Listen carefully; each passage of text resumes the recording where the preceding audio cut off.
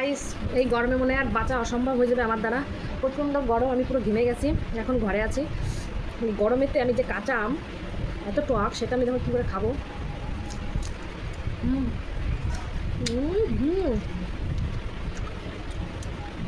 জানো না, গরমের টক না খেলে আমি বাঁচবো না। গরমে যত টক খাবো তত আমি বাঁচবো।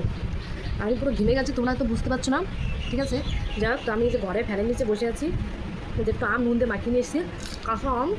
হুম টক আমি বরাবরই খেতে খুব পছন্দ করি।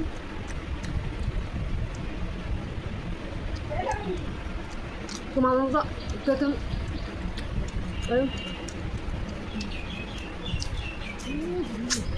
এই আমটা আঠি হয়ে গেছে।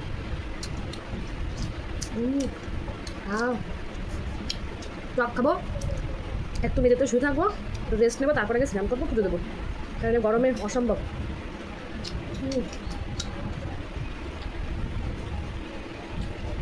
তোমরা তো বুঝতেই পারছো আমি আম খাচ্ছি না ঘাস খাচ্ছি।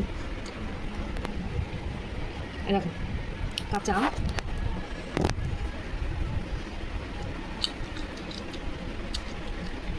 তোমরা কি আমার এরকম কাঁচা আম নুন দিয়ে চিবিয়ে খেতে এরকমভাবে পছন্দ করো?